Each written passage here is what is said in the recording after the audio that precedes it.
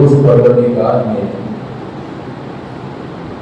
اسلام پر قائم رہنے کے لیے، ایمان پر قائم رہنے کے لیے اس کے کچھ قوانین اور اس کے کچھ شرائط اللہ نے بندوں پر نازل کر دیے ہیں۔ اور پھر یاد رکھو، ہر قوم اس کے کردار سے جانی جاتی ہے، ہر قوم اس کے کردار سے سمجھی جاتی ہے، اور دنیا کا اصول ہے اور دنیا کی تاریخ ہے کہ مذہب کسی کو سمجھ میں نہیں آتا، اور مذہب کی کتاب کوئی جانتا نہیں، کوئی سمجھتا نہیں، مگر جو لوگ جس مذہب پر چلنے والے ہیں ان کے کردار اور ان کی حرکتوں سے غیروں کو مذہب سمجھ میں آتا ہے۔ اور جیسے ہمارے کردار رہیں گے، جیسے ہمارے اخلاق رہیں گے، جیسا ہمارا اٹھنا بیٹھنا رہے گا، تو ہم سے سامنے والا ویسے ہمارے مذہب کو سمجھے گا، ہمارے کردار کو سمجھے گا۔ اسی لیے آقا دو عالم صلی اللہ علیہ وسلم نے عبادت کے ساتھ ساتھ، قرآن کی تلاوت کے ساتھ ساتھ مسلمانوں کے ظاہری کردار پر بھی رسول اللہ نے بہت تاکید کی ہے۔ مسلمانوں کے اٹھنے اور بیٹھنے اور بات کرنے کے تعلق سے بھی آقا دو عالم صلی اللہ علیہ وسلم نے بہت تاکید کی ہے۔ وہ اس لیے کہ ہماری دل کی کیفیت کو کوئی نہیں دیکھتا، سامنے والے کی نظر ہمارے اٹھنے بیٹھنے کو دیکھتی ہے اور کان ہمارے بولنے کو سنتے ہیں، اور حرکت کا نام ہی تبلیغ ہے، حرکت کا نام ہی اعلان ہے، اور حرکت کا نام ہی تعارف ہے۔ تو ہماری جیسی حرکت رہے گی، ہمارا جیسا اٹھنا بیٹھنا رہے گا، ہمارا جیسا بولنا اور سننا رہے گا، سامنے والے کو ویسے ہمارا مذہب نظر آئے گا اور اسلام کا اسی طریقے سے تعارف جائے گا۔ اسی لیے رسول اکرم صلی اللہ علیہ وسلم نے اخلاقی معاملات پر، مسلمان کے کیریکٹر کے معاملات پر رسول اکرم صلی اللہ علیہ وسلم نے بہت توجہ دی، بہت توجہ دی۔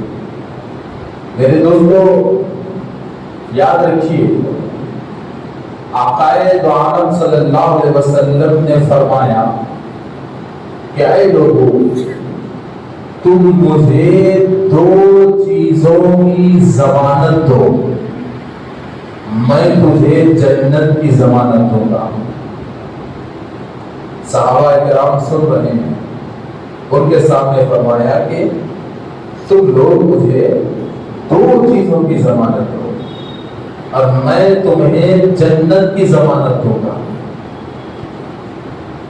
تو جنت کتنی بڑی نعمت ہے، دو چیزوں کی ضمانت کے بدلے جنت مل رہی ہے۔ تو سننے والے بڑے خوش ہو کہ اللہ کے رسول ہم سے دو چیزوں کی ضمانت مانگ رہے ہیں جنت کے بدلے، کیوں نہ ہم انہیں ان دو چیزوں کی ضمانت دیں؟ تو پوچھا یا رسول اللہ صلی اللہ علیہ وسلم، آخر وہ کون سی دو چیزیں ہیں کہ جن کی ضمانت ہم آپ کو دے دیں تو آپ ہمیں جنت کی ضمانت دیں گے؟ تو رسول اکرم صلی اللہ علیہ وسلم نے فرمایا کہ پہلی وہ چیز جو تمہارے داڑھوں کے درمیان ہے، یعنی زبان، اور پھر کہا دوسری وہ چیز جو تمہاری دونوں رانوں کے درمیان ہے، یعنی شرمگاہ۔ رسول اللہ نے فرمایا کہ تم اپنی زبان اور اپنی شرمگاہ کی ضمانت مجھے دو کہ اس کا استعمال جب بھی ہوگا حلال طریقے سے ہوگا، جائز طریقے سے ہوگا، اچھے طریقے سے ہوگا۔ ان دو چیزوں کی تم مجھے ضمانت دو تو میں تمہیں جنت کی ضمانت دوں گا۔ اور یہ دو بڑی اہم چیزیں ہیں۔ اور دنیا کا جائزہ لے لو آپ کہ پوری دنیا میں فتنہ ان دو چیزوں سے ہی اٹھتا ہے۔ پوری دنیا آج برباد ہے تو ان دو چیزوں کی تباہی اور ان دو چیزوں کی برائی پھیلنے کی وجہ سے آج پوری دنیا برباد ہے۔ اور پھر دیکھیے صاحب، یہ دو چیزیں، ایک زبان، ایک انسان کی شرمگاہ، یہ دو چیزیں انسانی جسم میں بڑی اہم ہیں، مگر ان دو چیزوں کو چلانے والا بھی کوئی ہے اس جسم میں، ان دو چیزوں کو بھگانے والا بھی کوئی ہے جسم میں۔ یہ دو چیزیں اپنے آپ سے نہیں چلتی، یہ دو چیزیں اپنے آپ سے راغب نہیں ہوتی۔ انسان کے پاس شہوت اپنے آپ سے نہیں آتی۔ زبان پہ بولی، چاہے اچھی بولی ہو یا گندی بولی ہو، زبان پر رشتے جوڑنے والی بولی ہو زبان سے یا رشتے توڑنے والی بولی ہو، یہ اپنے آپ سے تو زبان پہ نہیں آتی۔ کوئی ہے جو اپنے دماغ کو بھی چلا رہا ہے، جو اپنی زبان کو بھی چلا رہا ہے، اور جو اپنی جسم کی برائی کو بھی چلا رہا ہے۔ کوئی ہے، وہ کون ہے جو پورے جسم کے نظام کو چلا رہا ہے، اچھا بھی کرا رہا ہے، برا بھی کرا رہا ہے، میٹھا بھی بولنے لگا رہا ہے، برا بھی بولنے لگا رہا ہے، جوڑ بھی رہا ہے، توڑ بھی رہا ہے، آخر وہ کون ہے؟ تو رسول اکرم صلی اللہ علیہ وسلم نے فرمایا کہ پورے جسم میں صرف ایک گوشت کا ٹکڑا ہے، ایک گوشت کا لوتھڑا ہے، اور وہ گوشت کا ٹکڑا، وہ گوشت کا لوتھڑا پورے جسم کا بادشاہ ہے۔ اگر وہ سلامت تو جسم سلامت، اگر وہ سلامت تو انسان سلامت، اگر وہ اچھا تو انسان اچھا، اگر وہ برا تو انسان وہ برا۔ تو رسول اللہ نے کہا کہ تم اس گوشت کے ٹکڑے کو قابو میں رکھو، تم اس گوشت کے ٹکڑے کو نرم رکھو، تم اس گوشت کے ٹکڑے کو سیدھا سادہ رکھو۔ تو پوچھا رسول اللہ کہ وہ گوشت کا ٹکڑا ہے کیا؟ تو رسول اللہ نے فرمایا کہ وہ گوشت کا ٹکڑا تمہارا دل ہے، وہ گوشت کا ٹکڑا تمہارا دل ہے۔ سب سے پہلے تم اپنے دل کو صاف رکھو، سب سے پہلے تم اپنے دل کو نرم رکھو، سب سے پہلے تم اپنے دل کو قابو میں رکھو اور اپنے دل کو لگام لگاؤ۔ اب دل قابو میں کیسے رہتا ہے؟ دل قابو میں کیسے رہتا ہے؟ اور یہ جو دل ہے جو پورے جسم انسانی کو چلا رہا ہے، پورے جسم انسانی کو دل چلا رہا ہے، دماغ بھی اس کے تابع ہے، زبان بھی اس کے تابع ہے، ہر حرکت اس کے تابع ہے۔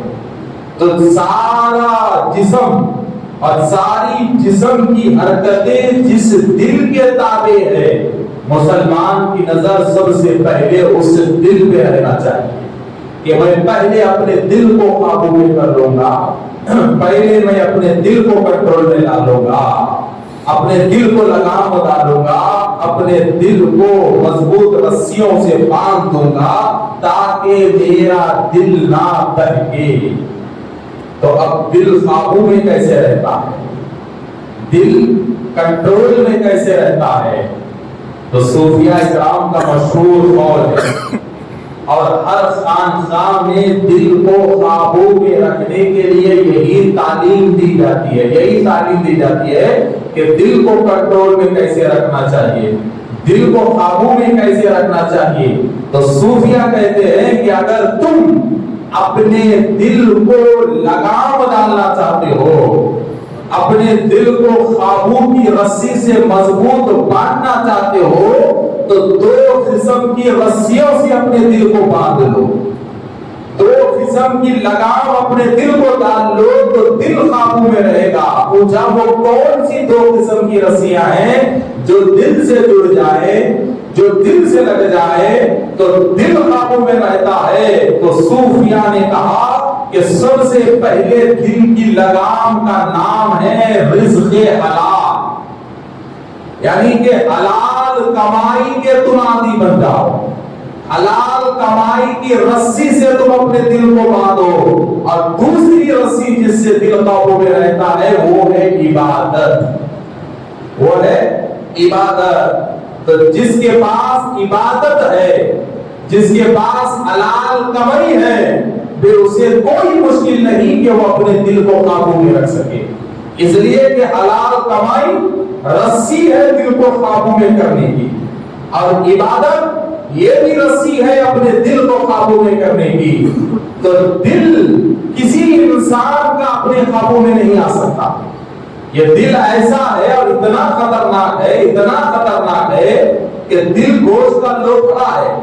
आप सीना चीर कर दिल को अपने हाथ में तो ले सकते हैं, मगर दिल के बादशाह को आप अपने कंट्रोल में नहीं ले सकते। दिल की कैफियत को आप अपने कंट्रोल में नहीं ले सकते। दिल के निजाम को आप अपने कंट्रोल में नहीं ले सकते।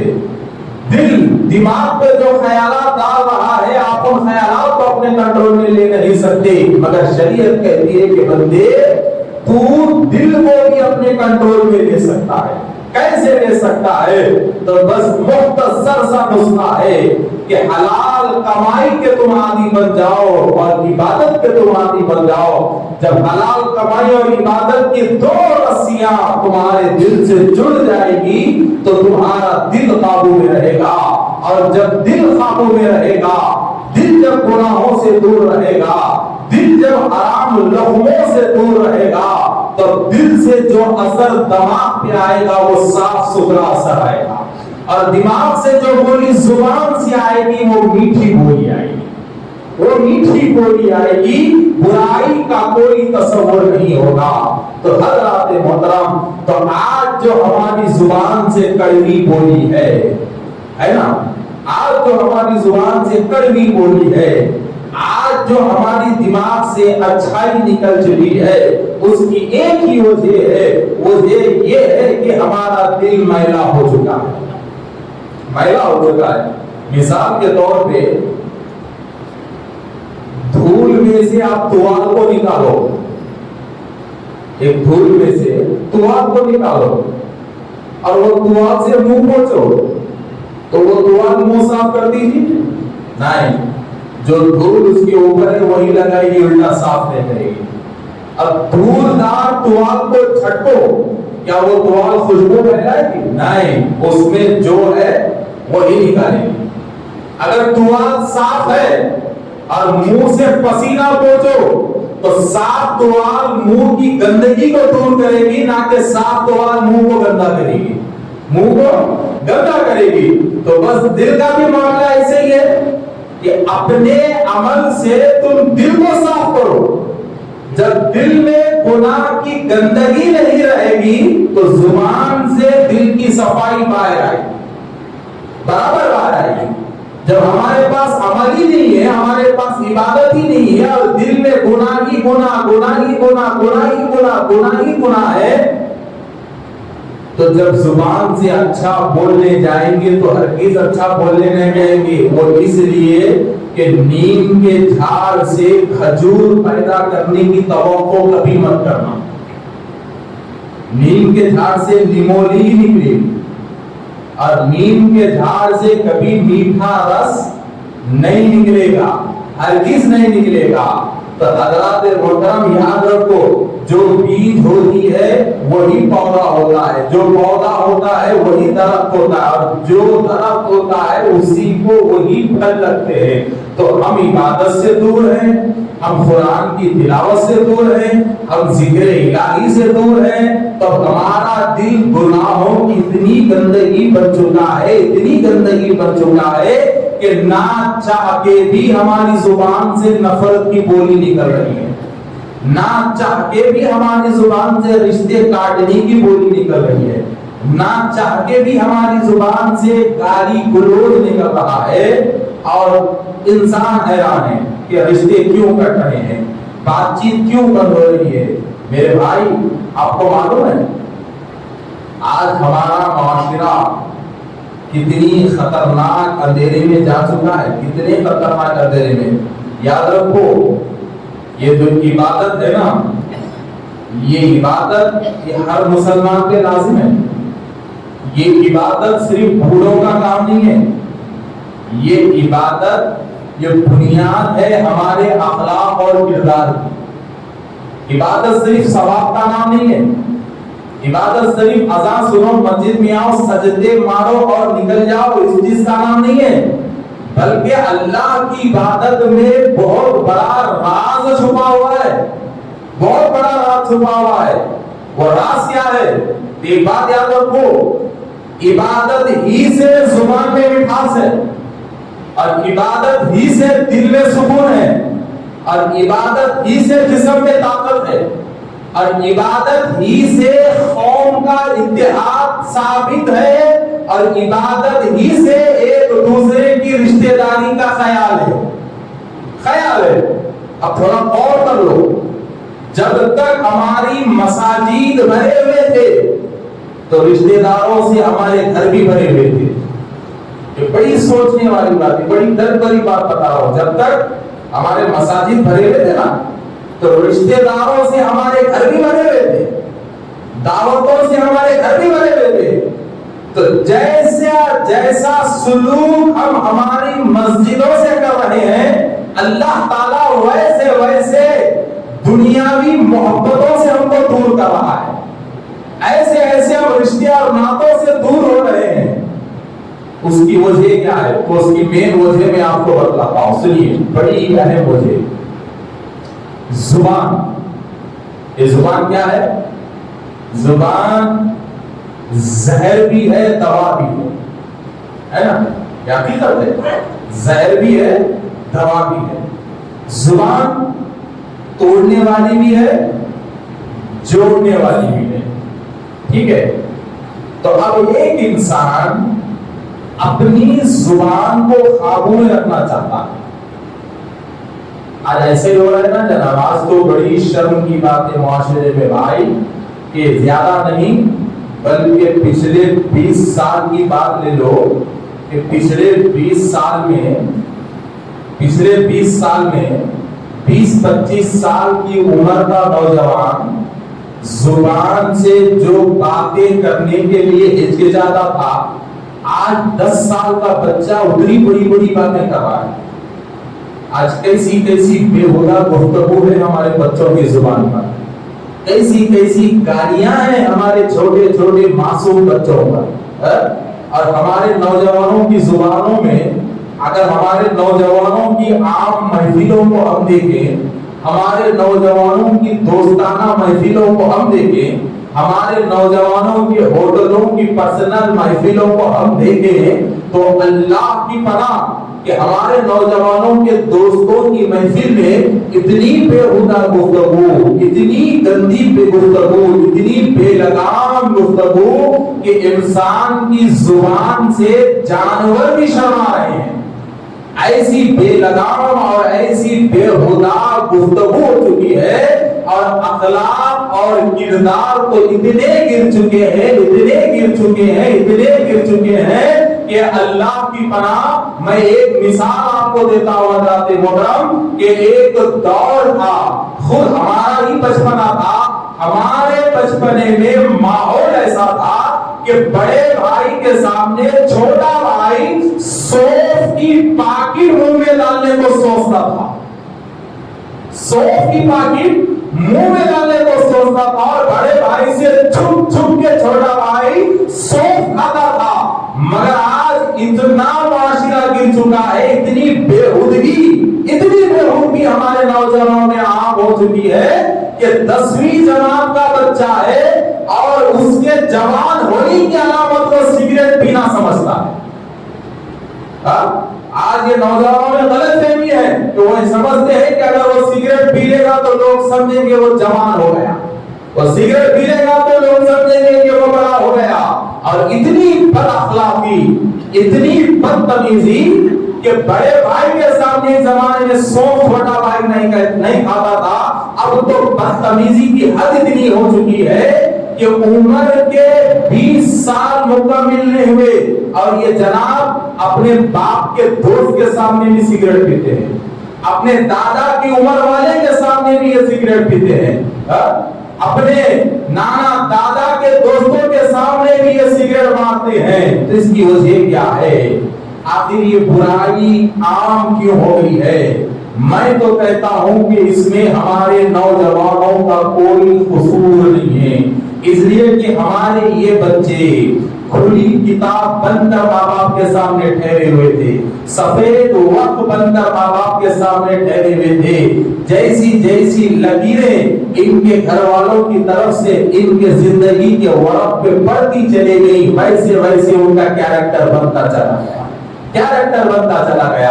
آج جو ماحول خراب ہو رہا ہے، یہ ماحول خراب ہونے میں کسی نوجوان بچے کا کوئی قصور نہیں ہے، بلکہ ہمارا نوجوان ماں باپ کی سرپرستی کی سزا بھگت رہا ہے.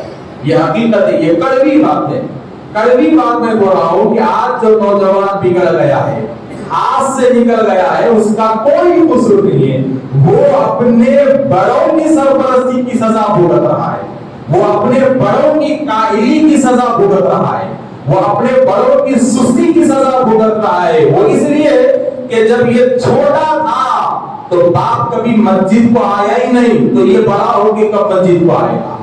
یہ جب چھوٹا تھا تو باپ کبھی گھر میں قرآن پڑھا ہی نہیں، تو یہ بڑا ہو کے قرآن کو کیا سمجھے گا؟ یہ چھوٹا تھا تو باپ کبھی گھر میں اسلامی ماحول بتائے گا ہی نہیں، تو یہ اسلامی ماحول سیکھے گا کیسے؟ آج ہم روتے ہیں کہ بچے بگڑ گئے، بچہ ایسا کر دیا، بچی ایسی کر دی، بچی فلاں کر دی. مگر میرے دوستوں پہلے یہ سوچو کہ بڑے کہاں تک ذمہ داری نبھائے، بڑے کہاں تک ذمہ داری نبھائے اور بڑے اس معاملے میں کہاں تک صحیح ہے. آج کیا ہو رہا ہے؟ آج آپ کو معلوم ہے، اگر میں یہ اندازے کے حساب سے اگر میں کہوں تو صبح اٹھتے ہی تقریباً 14 گھنٹے بچہ ہماری نظر سے دور ہے نہیں؟ تقریباً 14 گھنٹے بچہ ہماری نظر سے دور ہے. کون سا بچہ؟ جوان بچوں کی بات میں کر رہا ہوں. جو بچہ 8 سال کا ہے، 10 سال کا ہے، تقریباً 14 گھنٹے ہماری نظر سے دور ہے. اور وہ 14 گھنٹے بزی کس نے رکھا؟ ہم ہی نے رکھا. کیوں رکھا؟ تعلیم کے عنوان پر، تعلیم کے عنوان پر رکھا. بچہ صبح اٹھا 7 بجے، 7 بجے اٹھا تو اس کا اتنا بزی شیڈول ہے کہ 8 بجے اس کی اسکول کی بس آ گئی. ماں جلدی جلدی ٹفن باندھی، رکھ دی، بیگ کر لے، کھانے کو لگا دی، وہ بس میں بیٹھ گیا، نکل گیا. ٹھیک ہے، نکل گیا. اب وہاں پہ جب وہ گیا تو وہ کیا کر رہا ہے؟ کوئی اسلامی اسکول تو اس کا نہیں ہے، وہاں پڑھانے والا تو کوئی مسلمان نہیں ہے نہیں؟ کوئی مسلمان وہاں نہیں ہے. میں آپ کو یہ نہیں کہہ رہا ہوں کہ دینی تعلیم بچوں کو مدرسوں میں ڈالو، میں یہ نہیں کہہ رہا ہوں، بلکہ میں آپ کو ذمہ داری بتا رہا ہوں. اس لیے کہ میرے دوستو، شریعت میں ہر فن کو حاصل کرنا ثواب ہے، ہر فن سیکھنا چاہیے اور ہر زبان سیکھنا چاہیے. مگر ہم دین کہاں چلے گیا؟ میں آپ کو بتا رہا ہوں. صبح گیا، ٹھہرا تو صبح اٹھتے ہی نہ اسے کلمہ یاد آیا، نہ اسے قرآن یاد آئی، بیگ لیا، نکل گیا. اب 9 بجے سے 5 بجے تک وہ اسکول میں، 9 بجے سے 5 بجے تک ایک لمحہ بھی اس کا دین کی طرف راغب نہیں ہے، 1 سیکنڈ بھی اس کا اسلام کی طرف راغب نہیں ہے، 1 سیکنڈ بھی اس کا وضو کی طرف راغب نہیں ہے، 1 سیکنڈ بھی اس کا طہارت کی طرف راغب نہیں ہے، بس اسکول اور اسکول کے ٹیچرز، کبھی عیسائی ٹیچر سامنے آ گئی، کبھی غیر مسلم ٹیچر سامنے آ گیا، کبھی مسلم سامنے آ گیا، کبھی مجوسی سامنے آ گیا، کبھی بہمن سامنے آ گیا، کبھی دہریہ سامنے آ گیا، قسم کے سبجیکٹ کو پڑھتے گئے تو آپ کا بچہ اسکول میں تقریباً 9 گھنٹے رہتا ہے، اور 9 گھنٹے کی تعلیم میں کبھی آپ نے یہ سوچا ہے کہ کیا میرا بچہ 9 گھنٹے میں 10 منٹ تو بھی اخلاق کو سیکھ رہا ہے؟ 10 منٹ تو بھی میرے بچے کو اخلاق کی تعلیم دی جا رہی ہے؟ نہیں۔ ایک بات یاد رکھو، چاہے کوئی بھی اسکول ہو، کتنا بھی بڑا اسکول ہو، یہ حقیقت بات ہے کہ ایک زمانہ تھا جب استاد عبادت سمجھ کے پڑھاتا تھا، مگر آج کا دور کیسا ہے کہ جب مدرسے گھروں میں ہوا کرتے تھے، مدرسے پرسنل ہوا کرتے تھے، اکیلا استاد ہوتا تھا، اکیلے کا معاملہ ہوتا تھا، اس کے اوپر کوئی پوچھنے اور بولنے والا نہیں ہوتا تھا۔ مگر یاد رکھو حضرات محترم، آج مدرسہ دھندا ہو چکا ہے، اسکول دھندا ہو چکا ہے، کالجز دھندا ہو چکے ہیں، اور ایک بہت بڑا مافیا یہ سارے سسٹم کو چلا رہا ہے، بہت بڑا مافیا چلا رہا ہے۔ اب حالت اسکولوں کی ایسی ہو چکی ہے کہ انگریزی میڈیم ہو یا تیلگو کا اسکول ہو یا کوئی بھی کالج ہو، ان کالجز کی اور ان پرائیویٹ اسکولوں کی حالت ایسی ہو چکی ہے کہ استاد چاہے کتنا بھی شریف کیوں نہ رہے، استاد چاہے کتنا بھی اچھا کیوں نہ رہے، وہ اس اسکول میں مجبور ہوتا ہے اپنی قابلیت کو استعمال کرنے میں، اس لیے کہ اس کے اوپر پوری جاہلوں کی مافیا مینجمنٹ کے نام پہ بیٹھی ہوئی رہتی ہے، اور ان کا کام صرف کمانا ہوتا ہے، دوسرا کام نہیں ہوتا۔ اگر آج کے زمانے میں ریئل اسٹیٹ کے بعد اگر سب سے بڑے مافیا کا نام ہے تو اسکول کے مینجمنٹ کا نام ہے، جہاں صرف اور صرف بچوں کو پیسے وصول کرنے کے لیے رکھا جاتا ہے، نہ کہ ان کو اخلاق سکھانے کے لیے۔ ایک دور تھا اخلاق اسکولوں میں سکھائے جاتے تھے، مدرسوں میں سکھائے جاتے تھے، مگر آج کے مدرسوں میں، آج کے انگریزی مدرسوں میں، آج کے کالجز میں حضرات محترم بچوں کے اخلاق کو گرایا جا رہا ہے، کبھی اخلاق سکھائے نہیں جاتے۔ تو خیر ٹائم ہو رہا ہے تو ہم ہماری بات کریں گے۔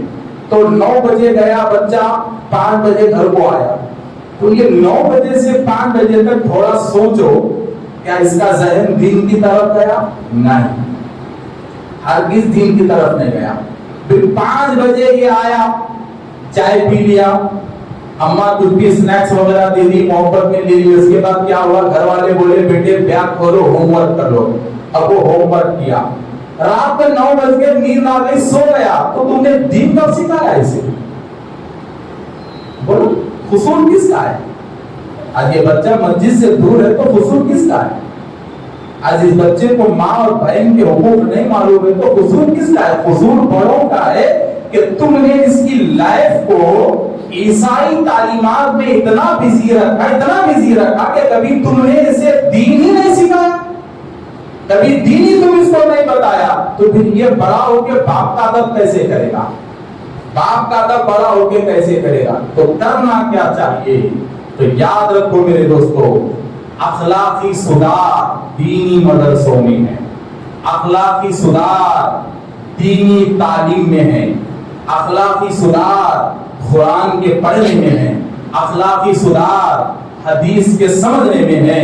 اور الحمدللہ اگر ہندوستان میں دینی مدرسے نہ ہوتے، ہندوستان میں اگر صدیوں سے علماء کی خدمات نہ ہوتے، تو پتہ نہیں ہماری حالت کیا ہوتی، ہمارا معاملہ کیا ہوتا۔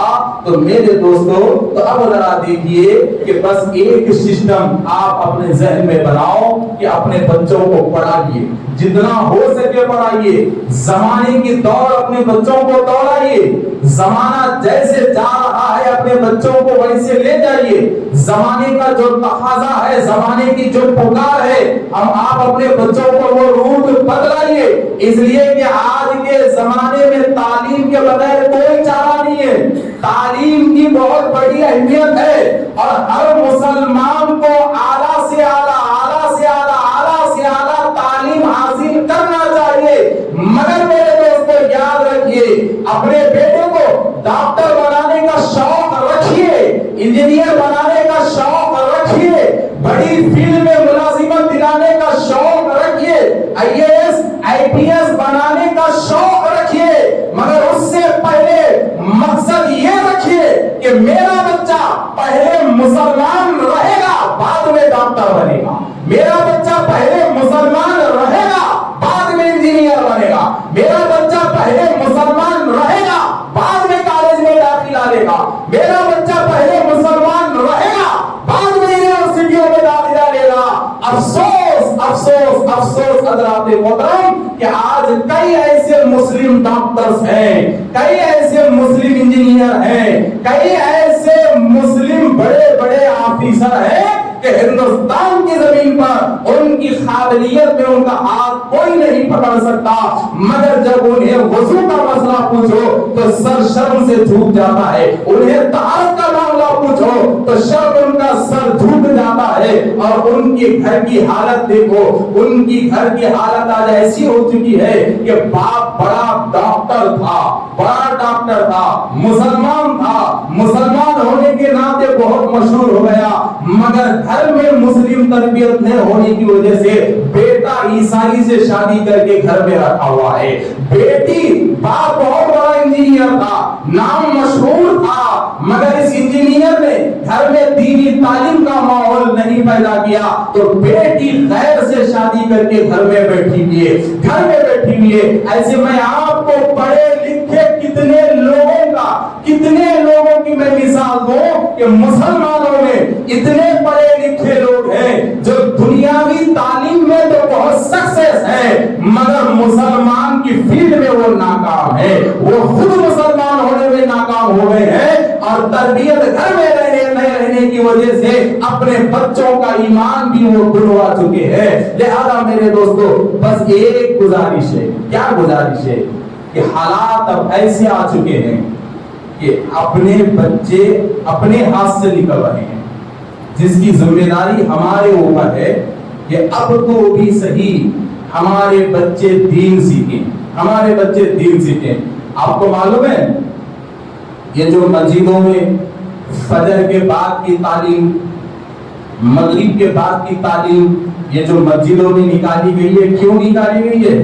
کہ یوں ہی بھگڑ میں مقرر نہیں کرے, اس کے پیچھے بزرگوں کی بہت بڑی دانش مندی ہے.